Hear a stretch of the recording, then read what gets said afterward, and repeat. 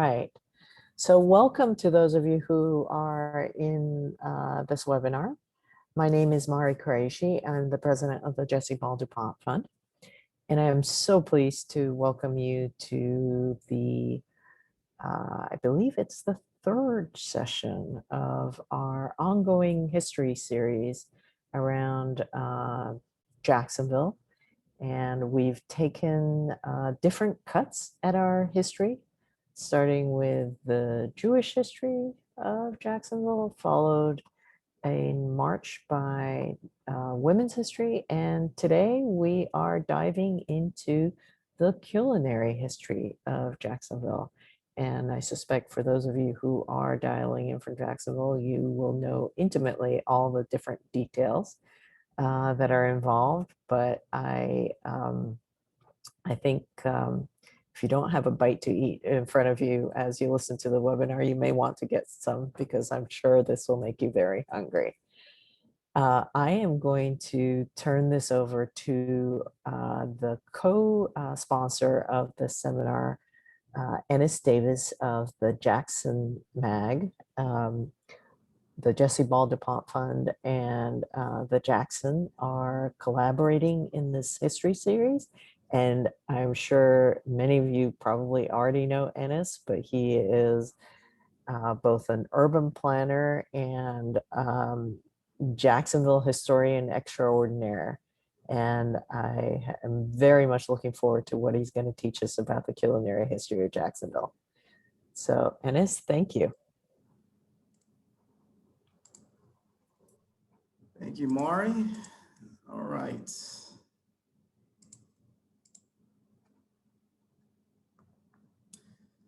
So good afternoon. My name is Ennis Davis, and I'll be your moderator for today's panel discussion. So many cities are known for being destinations for their gourmet dining or certain types of foods. But some places are famous for one specific food, something you can only authentically eat in that one place. Signature dishes associated with some cities include Philadelphia's cheesesteak, Chicago's deep dish pizza, the po' boy in New Orleans, and the crab cakes in and around Baltimore. However, did you know that Jacksonville is home to signature dishes as well? Meals and traditions that are intimately tied to the history of the city and the low country coastal region that we call home today. In order to expose Northeast Florida's culinary contributions to modern society, we have to go back in time, centuries before the founding of Jacksonville. Research suggests that the Timucua, who were known for their tall height, athletic build, and imposing appearance, lived in the region as far back as 2000 BC. It would be our indigenous population of the Americas that would introduce modern society to dishes and foods, including corn and grits. In fact, the roots of a very popular cooking method and style of food are a combination of Native American, Spanish, and African culinary heritage. The word barbecue comes from a term for open fire grilling used by the Taíno people of the Caribbean, adopted into Spanish as barbacoa. The Timucua also slow cook their meat and fish on grills over open fire. Learning how to barbecue hogs from Caribbean natives, the Spanish are said to have introduced the hog to Florida and the South around 1521. Prior to their arrival in the Americas, West and Central Africans had already mastered cooking wild game over open pits and eating smoked meat with sauces made from limes, lemons, and hot peppers. The enslaved then adopted the combination of these techniques, leading to various styles of American barbecue and sauces that we know and love today. In Jacksonville, mustard-based sauce has always been a thing and a legacy of its local Gullah Geechee cultural heritage corridor. Florida's earliest plantations were established by the Spanish in the 16th century to cultivate rice, sugar, citrus, corn, and other crops using Native American and Africans as enslaved labor. Historically associated with the Low Country region that stretches from Wilmington, North Carolina to St. Johns County, The Gullah Geechee are descendants of Central and West African ancestors who arrived in America through the transatlantic slave trade. They've had a major impact on local culture of Jacksonville that continues to be largely overlooked and misunderstood today. Many one-pot dishes feature foods locally caught, grown, and or rationed during slavery, Reconstruction, and Jim Crow, including shrimp and grits, garlic crabs, hop and john, and okra soup or gumbo can be found in seafood and soul food restaurants, fish camps, garlic crab houses, and street corners all over the city today, despite many not knowing the historical link between these dishes and the local Gullah Geechee community. In addition, home to some of the largest remaining unspoiled coastal wetlands on the East Coast, an abundance of sea life has always played a significant role in the region's foodways. For example, in Jacksonville's early years, residents worked on schooners as hired captains, operators, and crew. They also hogged and gathered oysters along the shore and planted, harvested, and shucked them for oyster companies. In addition, they peddled oysters on city streets, serving them raw, fried, and stewed. Charles Harry Anderson was so successful that he became known as one of the largest Black seafood dealers in the country. His Anderson Fish and Oyster Company's motto was to sell goods that won't come back to customers that will. As a testament to the power of an informal economy outside the control of Jim Crow, as a form of quiet resistance, Anderson established one of the region's first Black-owned banks with his seafood money, the Anderson and Company in LaVilla in 1914, to provide financing to Black-owned businesses. Similar stories can be found in the shrimping and crabbing history of our working waterfronts throughout the region, and the importance of the fishing industry can clearly be witnessed today with the high number of fish camps, seafood markets, processing plants, and in cultural traditions that continue, such as bridge fishing. Last but not least, the multicultural immigration and the transformation of the region into a major urban center has led to sandwiches that are synonymous with the Jacksonville dining scene. During the late 1890s and early 1900s, Middle Eastern immigrants began to arrive in the city from countries like Syria, Lebanon, and Jordan, and what was then Palestine. Overcoming discrimination, early settlers worked as fruit peddlers before many became corner store operators in working class Black neighborhoods such as LaVilla in the East Side. Here they made sandwiches with ingredients stocked on shelves and in their store display cases. As these mom and pop markets were replaced by grocery chains, many evolved into the sandwich shops that survive around the city today. One entrepreneur, Joseph Ossie, left Lebanon to immigrate to the US in 1958. First establishing a sundry store and then a bakery, Ossie was best known for operating the Gold Room restaurant and introducing a cold cut sandwich using pita bread that eventually became called a rider during the early 60s. A quick, flavorful lunchtime dish for the working class people, a traditional rider consists of ham, salami, bologna, and sandwich fixings stuffed into pita, which comes with a side of tabbouleh and a cup of cherry limeade. Another variation, the steak in the sack, has become just as popular and well-known locally. Different from Syrian and Lebanese versions where pita bread is filled with lamb, the steak in the sack features juicy sliced beef, cheese, and tender onions.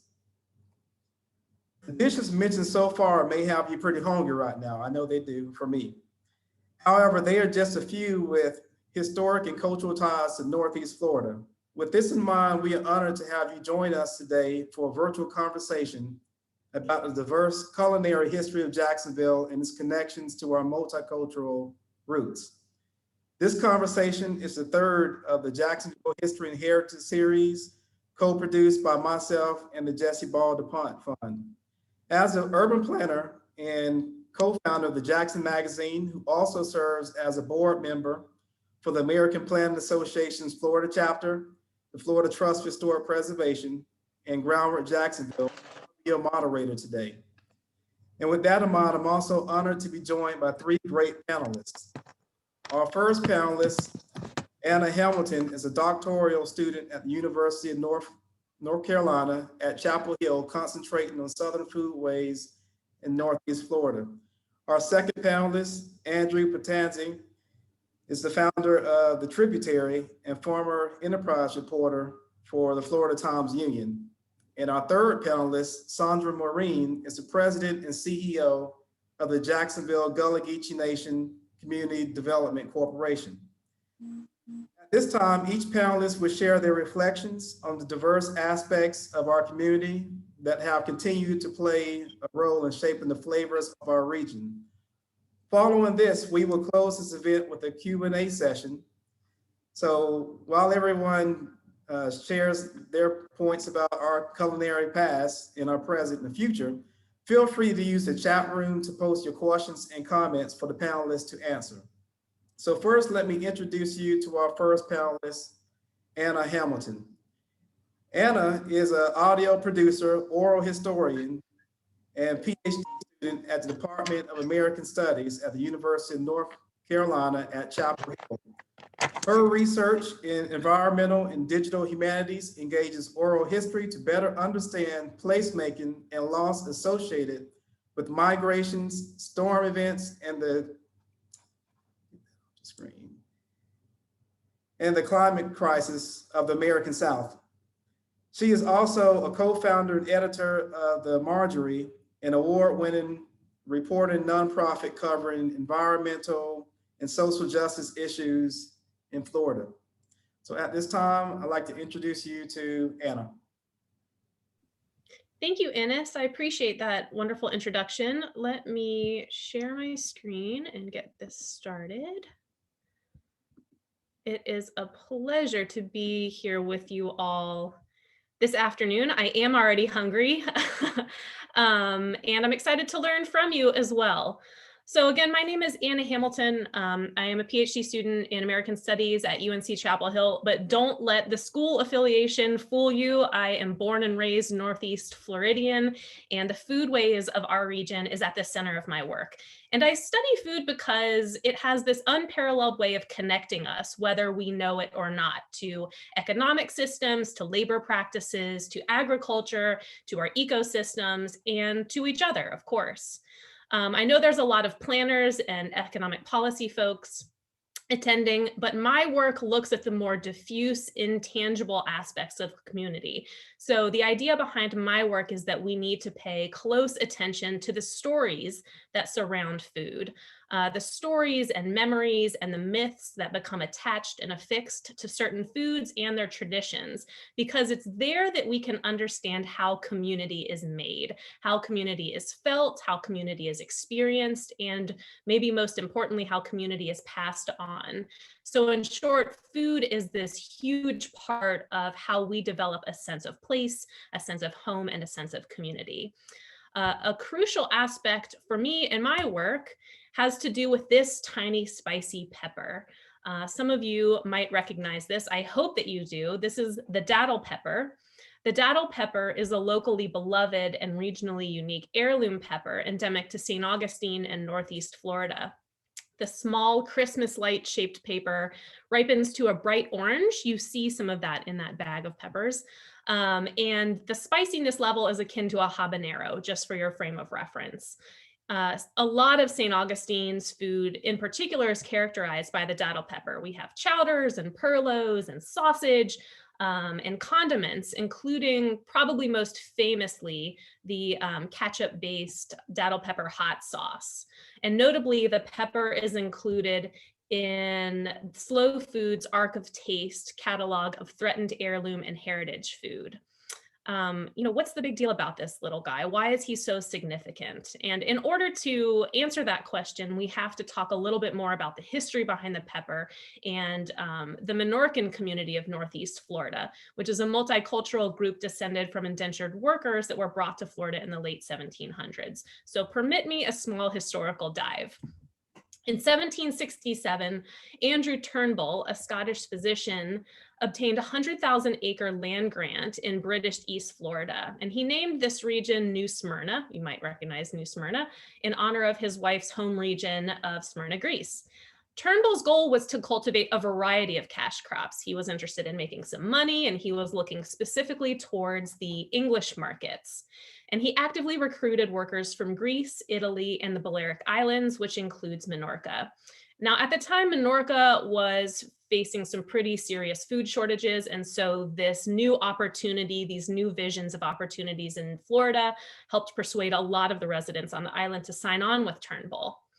But his endeavor was ill-fated from the beginning. A ton of people died during the voyage over, and when they finally did arrive in Florida, there was an immediate shortage of food and water, clothing, housing, and all kinds of basic necessities. Things only got worse from there.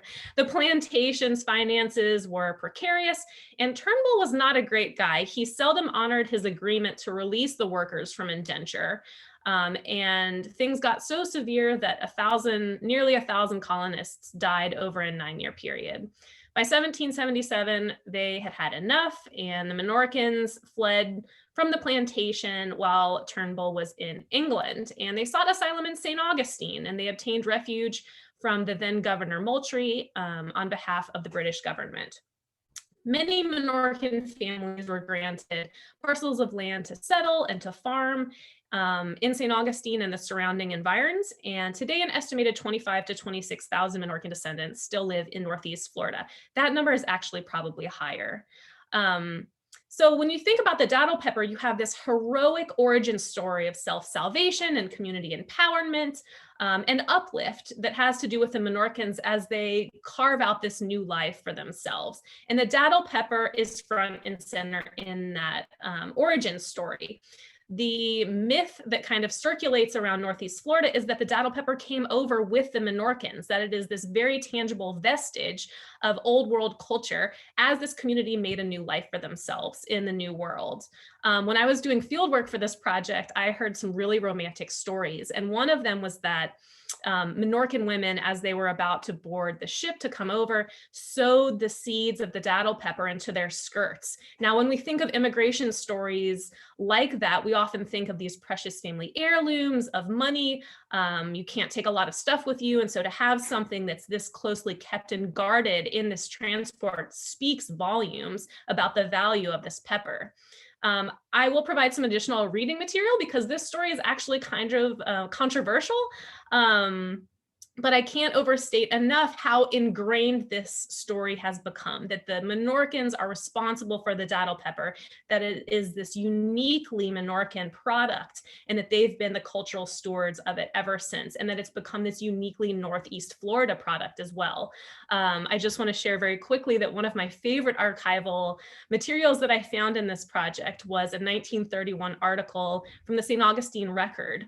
And a businessman reported that according to the best available information, although the pepper will grow and has been grown in many other localities, it attains its highest perfection hereabouts, meaning St. Augustine. What a line, the confidence, the highest perfection. I love it. So I'd like to have you keep that in mind, this idea of how stories become connected to a particular food and then influence the way that a culture develops over time. And in the remaining few minutes that I have, I'm going to turn to another iconic food tradition that is at the center of my work at the moment. And it's a food tradition of our region that is particularly at risk.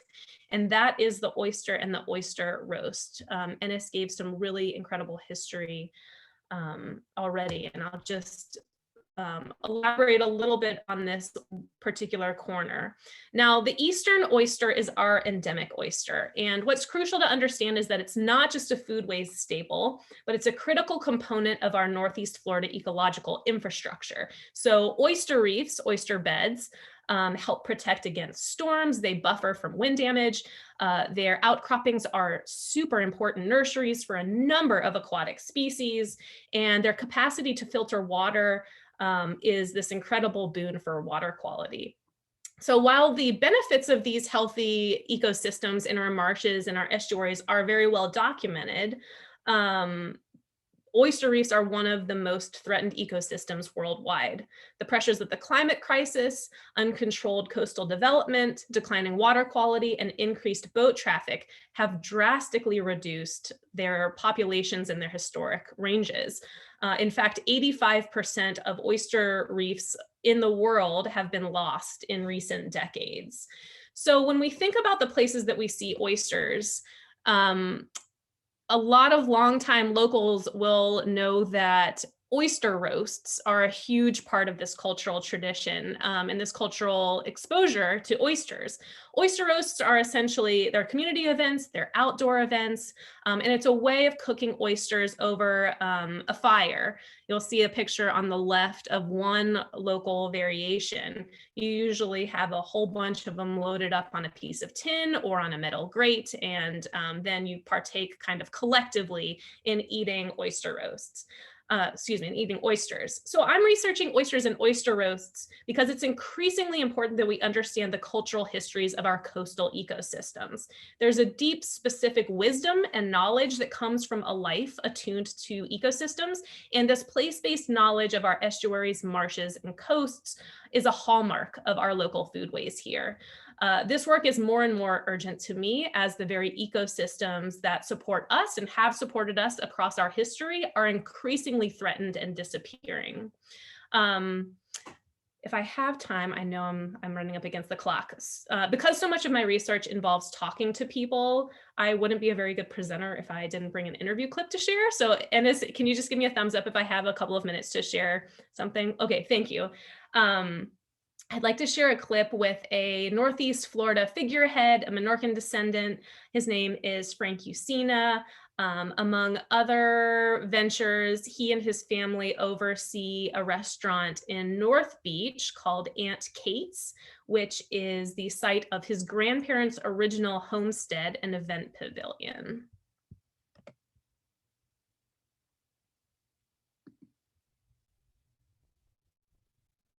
Betty says all the Menorcan men cook. I don't know, but I've cooked all of my life. I grew up supposed with simple meals, and that's what I cook. They're what I learned from my grandmother with the pavilion. It was Ennis pavilion, and my grandmother cooked the purloin and chowder, and well, there was of course potato salad and probably greens, turnip greens, because she always grew turnip greens. She had quite a garden. It was probably more of a small farm. And of course, always oysters during the winter, during the colder months. We had what were called oyster roast. There was a fire pit. Some of the earlier pictures, particularly of my grandmother roasting oysters, would have been over a wire screen. It was 1-inch hardware cloth. I'm not even sure it's even available today. We still have a little of it over an open fire.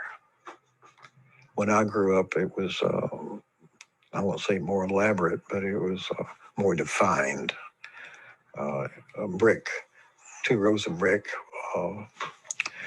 with the steel rods across them, and you just built a fire under it, and you could have 1 or 2 of the wire screens, and you could shake them and turn the oysters over, and you had a smoky flavor to them. You can't say that people were self-sufficient, but they were much more self-sufficient than they are today. So one of the reasons I love Frank's interview is that it hammers home how valuable it is to study connections, community connections to foodways. For me, as the climate crisis looms large and unwieldy, food is a valuable, tangible way to help us understand a global crisis that can often feel impersonal, larger than life, and untethered from our daily lives. And to protect our valuable places, we need to learn how to see their stories. So with that, I will say thank you so much, and I'll hand it back to Ennis. Thank you, Anna. That was a great video, great presentation. I'm wanting some oysters now. So with that said, I want to introduce you to our second panelist, Andrew Pentanzi. He's a graduate of the University of Florida. And he's also the founding editor of The Tributary, which is a nonprofit newsroom launching later this summer that will be focusing on investigating poverty and injustice in Jacksonville. He previously spent the past 8 years at the Florida Times Union and is a Jacksonville native, raising his own little Jacksons, Calvin and Ari. Thank you, Ennis. I appreciate that. Like everybody else on here, I'm very hungry, and unfortunately, I'm not going to make people too much hungry because I'm going to dive a little more into the data for some of the demographic changes that we've had. So I'm going to share my screen. Hopefully that's coming up okay for people, to give a little bit of where Jacksonville is at demographically and how that affects our foodways. So this is looking at the largest cities in America. So to start here, one thing that's important to note as we compare ourselves to other places is that while other large major cities are seeing declining Black populations, Jacksonville's is increasing, enough so that, for example, Chicago, which is seeing a very sharply falling Black share of its population, now has a smaller share of its population that's Black than Jacksonville. And among the most populous cities in America, we have the second largest share after Philadelphia that is Black. I think this is also interesting when looking at data like this, because I think it also speaks to how, as a city, we don't do enough to celebrate the diversity that we do have. That for many people, when I talk to them about these types of demographic statistics, they're very surprised to hear how much larger, for example, our Black population is in comparison to a New York or a Chicago or any of these other cities. We also just became a minority majority city, and we did that even as other cities like Austin, that you can see on the screen over here, is it looks like about to stop becoming a minority majority city because its white population, partly through the housing and the gentrification issues they're facing there, their white population is increasing, but non-white populations are not. So this shows just for Jacksonville's growth year by year since 2010. We're within the margin of error, which is the top and bottom lines. But in 2019, the most recent census data that came out, we saw that for the first time, the non-white population was larger than half of the population, according to the census estimate for Jacksonville. And part of where that's coming from is the Black population that is growing as a share, and a large part of it is coming from a really fast growing Hispanic and Asian population in the city. So here you can see kind of the breakdown, which is within the city. So this is not the county, but within the city limits, so excluding the beaches. The white population makes up about half, the Black population makes up about a third, and then the Hispanic population is about 1 in 9, and the Asian population is 6.5% in Jacksonville. Now, in Florida, we have obviously a lot of immigrants throughout the state. Among the most populous counties in Miami-Dade, about half of the county's population are immigrants. Duval's is the lowest among the 7 largest counties. We have about 1 in 9 people here are born outside of the country. Yet we are one of the fastest growing in terms of immigrants. So from 2010 to 2019, we saw immigrants as a population grow by more than a third, while other counties are actually seeing their growth slow down in places like Miami-Dade and in Ennis, which has really been slowing down all forms of growth. This is important because when we talk about food and we talk about the unique culture that Jacksonville has, that's some of the newer unique culture. So we've got the Arabic population that's been around for more than a century in Jacksonville that make up a fairly small portion of the population. And there's nothing in census data that leaps out to that would help you understand completely the enormous impact that the historic Arabic population has had on food culture in Jacksonville. And part of that is because they were around during some of the founding seminal moments a century ago that helped shape the city. So even though they are not very large as a population, they are really influential. What we're seeing now is where the growing population is coming from in Jacksonville, particularly from places like the Philippines, India, Bosnia, that in the last couple of decades have really shaped and made Duval a unique county in Florida. So you can see here, this is the share of the total population that were born in one of these countries. We have the largest share that come from Asia overall among the major counties. The only county in Florida that's higher is Alachua County, partly because of college students who are coming on visas. And then you can see we also have, a significant Indian and Filipino population. Our Filipino population is one of the largest in the country. It's larger than anywhere else in the state, with more than 1% of people who are born in the Philippines in the Duval population. We also have a significant share of a Middle Eastern population. We have, as you can see, the large Bosnian and Albanian populations that don't exist elsewhere. For me, who grew up in Jacksonville, I can remember when I was in community college and going to Deerwood Center, which is where there's a lot of Bosnian coffee shops in the area. And that was a common, place to go to study for when I was in college, and it still exists today. Where I live over by Wolfson High School off of Powers, we've got a Bosnian grocery store right next to us. We have a number of Bosnian coffee shops and Bosnian bakeries. That's really helped to define that area. The other thing that's defined our area where I live, we have a growing Hispanic population. And while the overall Honduran percent of the population may be small compared to a place like Miami-Dade, our Honduran population makes up a significant share of our Hispanic immigrant population. And so we have a Honduran restaurant near us. We have a lot of Honduran influence in our food. Again, this is by Powers. If you look in that area, I know that for me personally, because this is where I live and these are my neighbors. And so to see that confirmed in the data, that helps show some of the things that make us a little unique, as well as some of the things that are starting to change in Jacksonville as we look to what are the next steps for Jacksonville's food culture. This is a question the census asks of people for their ancestry, how they self-report their ancestry. Again, we have the largest Arabic population, people who self-report themselves as Arabic.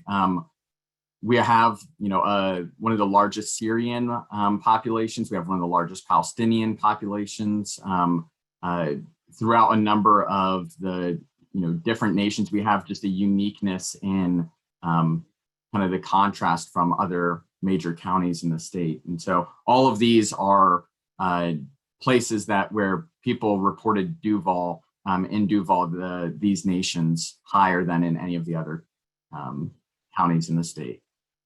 So to give you a little bit deeper dive on where some of these populations live in Jacksonville and where you can see the influence. So you can see here broken down by census tract, where on the far left, the Indian population lives, and it's really centered around Bay Meadows Road, which makes sense because along Bay Meadows, this is where you're getting Indian grocery stores, you're getting Indian boutique stores where you can buy saris, you're getting a lot of Indian restaurants that are highlighting different types of Indian cuisine.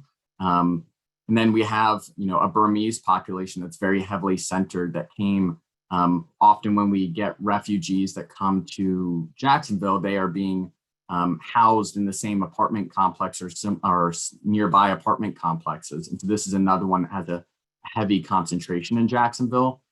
The Filipino population is much more spread out, but it's still fairly close to the Navy base by Mayport.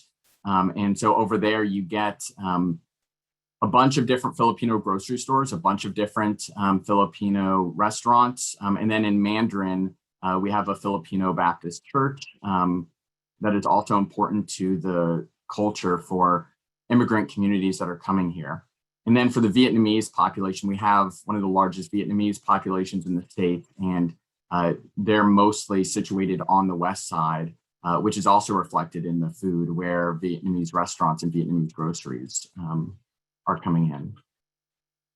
So here, this gives just from a simple looking around, trying to map out where different restaurants, churches, stores are. And you can see again, It's kind of hard to map because so many of them are in the same shopping center right next to each other, where you'll get, 2 grocery stores, a market, and a restaurant all in the same shopping center. But you see the Filipino population that is heavily concentrated along Beach and Atlantic in that area. And then you see the Indian restaurants and grocery stores that are situated along Bay Meadows primarily.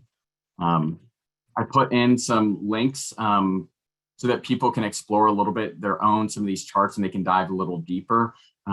The other thing I wanted to open up before passing it on is a map that I made. That's a racial dot map, which can show for some people who might wonder or might think, oh, sorry, let me pull that back up. Who might think that this seems a little bit foreign to them, or that they are surprised to hear some of the diversity that Jacksonville has. It's important to remember that Jacksonville is a very segregated city. And so here you can see whether the segregation is the Black population. This is 32209, where in 32209, 99% of people identify as Black or African American. You can see the segregation in a place like Riverside that is overwhelmingly white, in San Marco.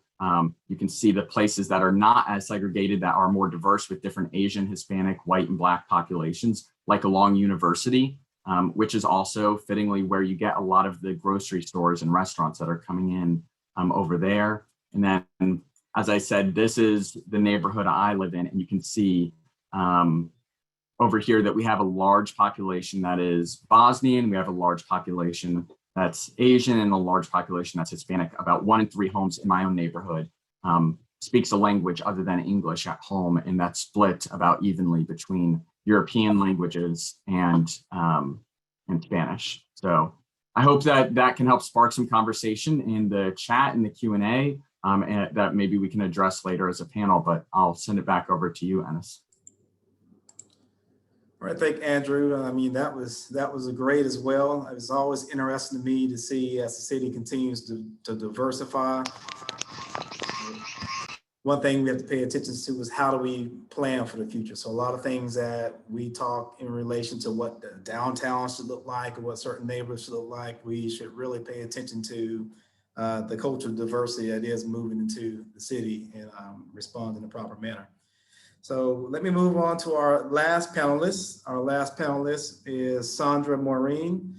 Sandra is a graduate of Florida A&M University, and she serves as the president for the Jacksonville Gullah Geechee Nation Community Development Corporation.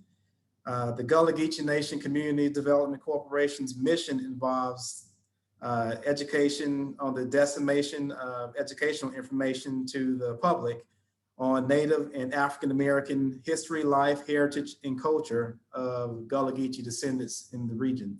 So with that said, I'm going to turn it over to you, Sandra.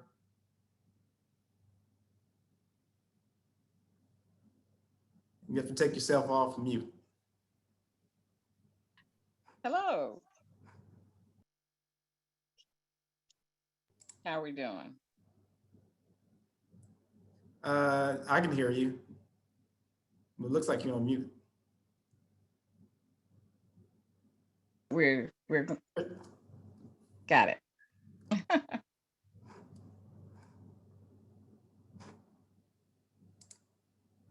So one of the things that Jacksonville Gullah Geechee Community Development Corporation does is we go into communities throughout the city of Jacksonville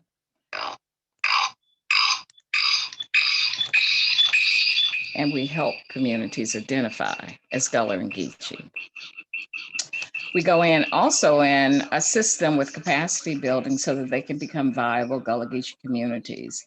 The narrative of the African American population in Gullah Geechee in the city of Jacksonville has long been overlooked, and presently we've identified close to 15 communities. These communities, of course, are throughout the city.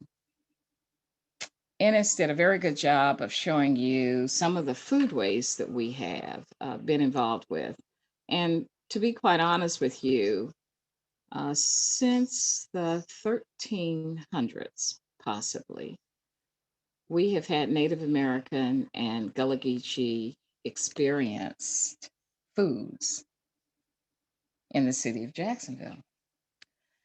It all started over on Fort Caroline, and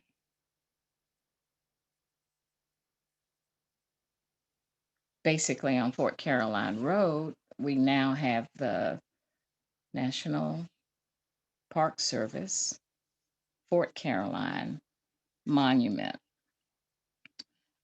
an area that is basically placed there to show the influence of French Huguenots, Portuguese, Spanish, English, and Native American influence. The Cosmo area, which is now in the news, is one of those communities that we have identified.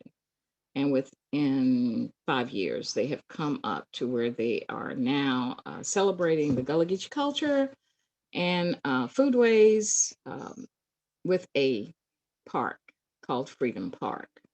That park basically is a park that is going to be an international epicenter for a Gullah Geechee community in the area. It talks about not only the foodways, but the environmental components of loss of water access, the present day preservation efforts that are taking place. And not only that, but it does tend to give you a great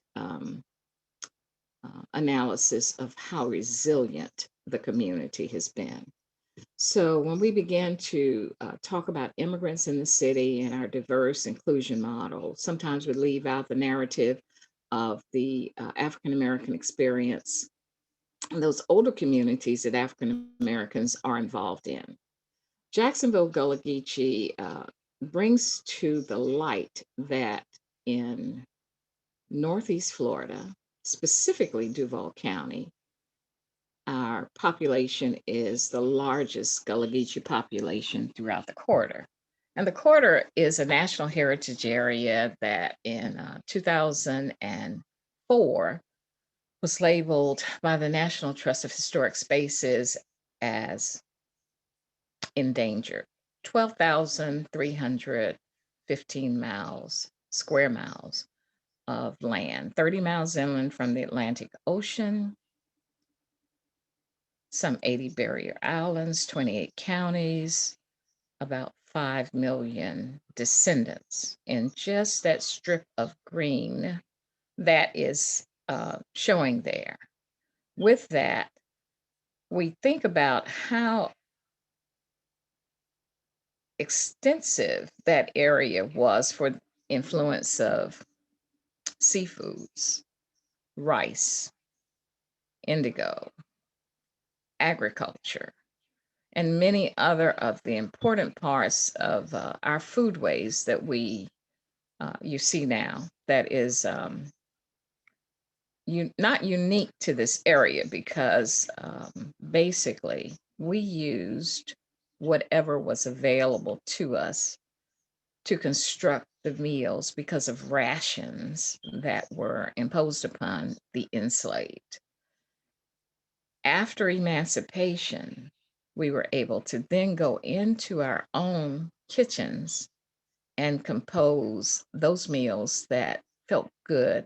So food for Gullah Geechee is an endearing quality of wholesomeness that brings about an environment of relaxation and kindness. And that is how our foreparents prepared foods with just whatever was in the kitchen. The spices were generally grown in the yard or maybe in a field where the community got together and put different items into the field. And everyone in that community lived off of those items. We ate a lot of vegetables in combination, things that you would not quite put together. We ate a lot of green leafy vegetables that was in combination with meats a lot of rice, a lot of the seasonings that you may or may not use in your kitchen, for one, maybe cardamom. And those seasonings were not only used as enhancers for the taste of meals, but they were also used as medicines.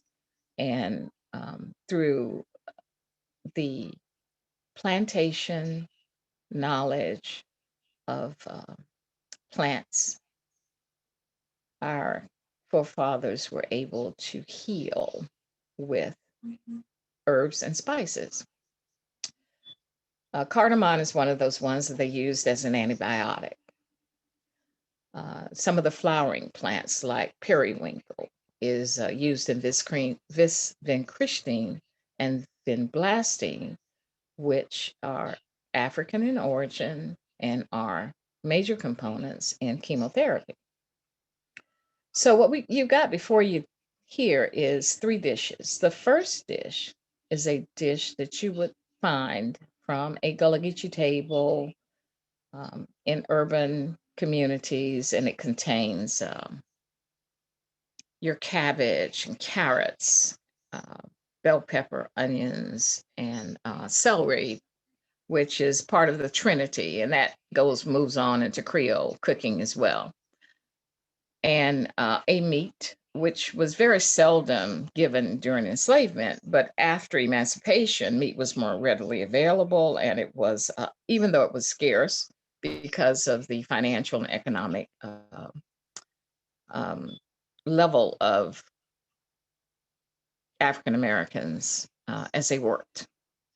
The second dish is more of a seafood one pot dish that Ennis talked about. And it's a combination of flavors that probably would have taken all day to prepare. The flour, which was ground from corn, was generally placed in the oven and browned all day, because in gumbo, you don't use a white flour, you would use a brown flour. The sassafras, that is a Native American component, which is your filet, which comes out in this filet gumbo that thickens. Okra, which is a plant that came from Africa and is used as a food thickening agent, is also used in as a medicinal agent. The blue crabs, which was readily available in waterways that were close to homes in Gullah Geechee communities. And as of right now, we have very little water access that is not contaminated. So you find a lot of bridge fishing and under the bridge crabbing. The Heckscher Drive area in Jacksonville is noted for people enjoying not only the outside, but also bringing back those fresh seafoods.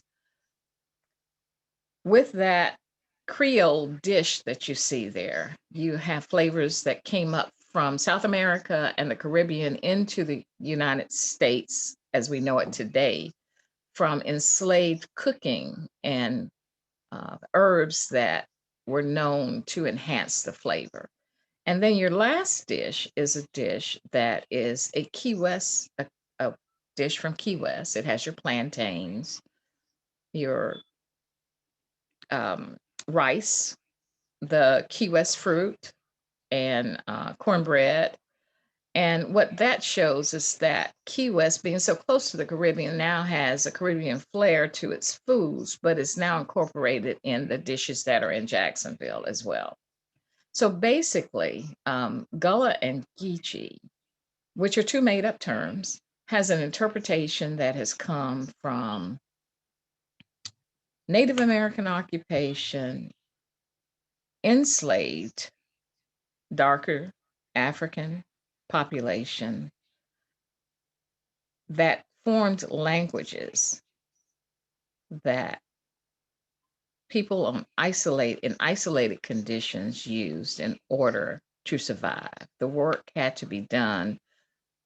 People came from different areas.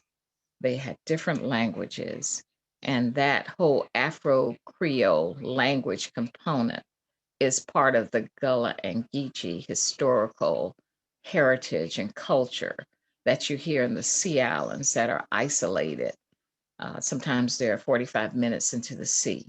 Well, when those islands that were noted for rice were formed and noted for other crops, that particular language began to develop, and it developed into a primary language that moved from the Sea Islands into our communities and is still spoken today. So you'll find that language, food, waterways, the environmental component that we need in order to survive, this entire ecosystem that we should cherish, cleanup of our waterways in Jacksonville as it relates to our populations is very important, as Anna brought out. So basically, without going any further, but being able to answer questions in Q&A, I'd like to make sure that you understand that Gullah Geechee Cultural Heritage Quarter is a living history comprised of about 5 million people. But it does not stop at the 30 miles inland from the Atlantic Ocean. It moves east, west, north, and south. And as mitigation after emancipation took place, larger populations went into the northern cities and formed a culture, into the Midwest, formed a culture, into the Western regions, and had already, as plantations moved west, so did the language and culture and the foodways. So we have a lot of Creole influence, we have a lot of Northern influence, we have Caribbean influence, we have South American influence, we have just a smorgasbord of influences that go into the foods.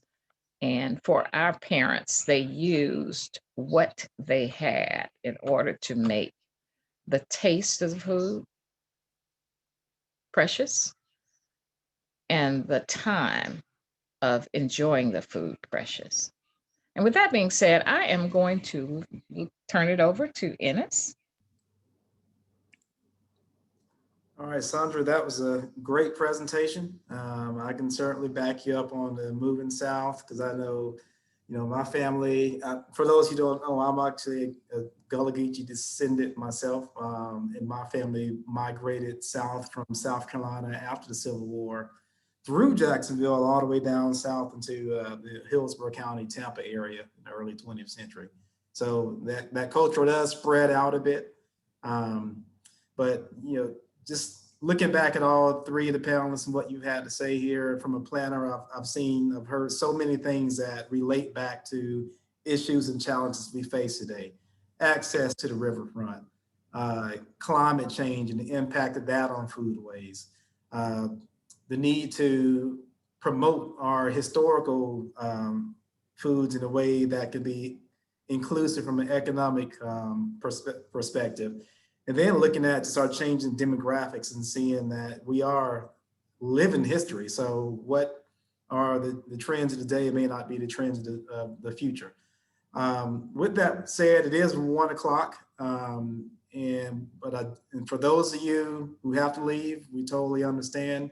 I do want to give about 10 minutes for Q&A. Anyone who has any questions that they would like to ask of the panelists, please use the chat box to list those questions. And I will scroll through the chat box here and toss out a few. As I'm looking through the chat box, I have a question of my own though for all three panelists. And really it's, Jacksonville isn't a city that is well known across the US in terms of having played a significant role in foodways and in certain dishes that we are familiar with across the US today.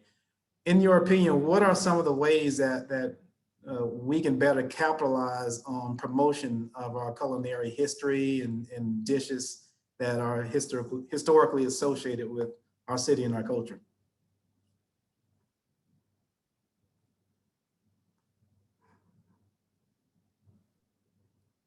I don't mind jumping in. I'm not shy. Thanks for that great question. And if Andrew or Sandra, if you'd like to jump in first, I don't mind taking a back seat. When some of the panelists or when I met with some of the folks in planning for this presentation, one of the things that really irks me that I talked about is I think part of this question from my perspective has to do with nobody really knows how Florida fits into the equation of the Southern regional identity, the national identity, the Caribbean identity. We're all connected in so many unique ways here in this state. And so I think from my perspective, on an academic level, on a historical level, a lot of it just has to do with we don't fit neatly in a box anywhere. And so oftentimes we kind of get just picked over for other places that more cozily fit in a certain category.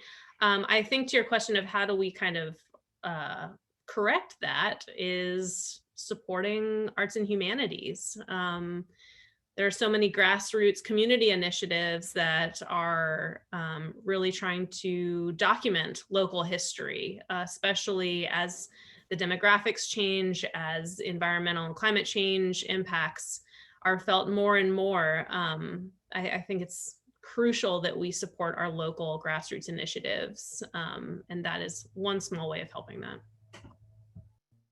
I would also just add that it's, I think there's a lot of elements you were talking, Ennis, about the river access as well, and that also plays into this.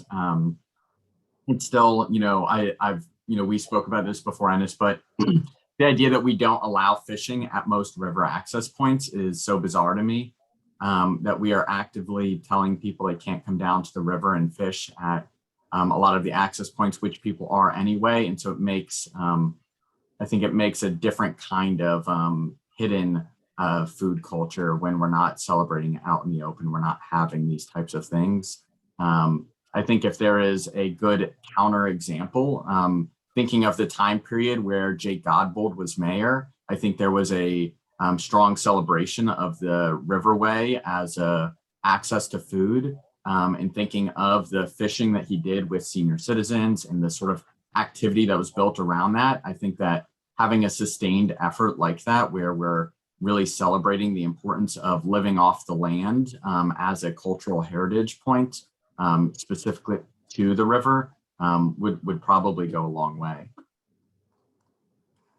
Well, I'm in agreement with you. I think that as individuals, we should be able to practice the cultural aspects of our environment wholeheartedly. And one thing that I will mention also about Florida, as it relates to the entire quarter that we celebrate so graciously now, is that Florida has about 20 million people in it. So based on the number of people that are in the small area of Florida and all of the cultural, blended, diverse models of inclusion that we should have, sometimes we do leave out specific groups based on political climate. So the deliberate act of including all of our environmental qualities and availability for the systems that we have here is very important. And not overlooking certain communities is one thing.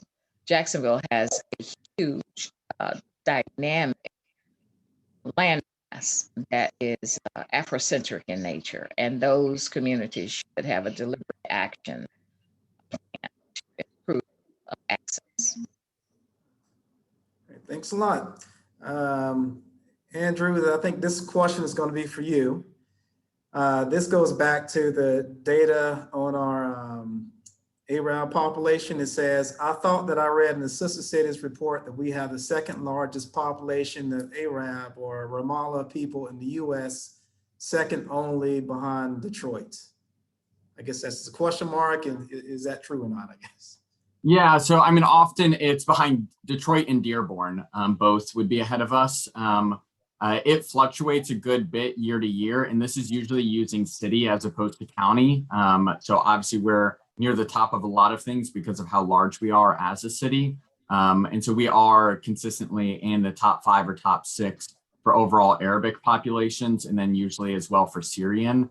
And part of that, for Palestinian, we're usually not in the top 5 or 6, but we're still in the top, 10 or 25 or so there. But it's usually the Syrian population that really rises, partly due to the fact that a century ago, coming out of the Ottoman Empire, we had such a large population come to Jacksonville in the late 1800s, early 1900s, specifically from what would today be Syria or Lebanon.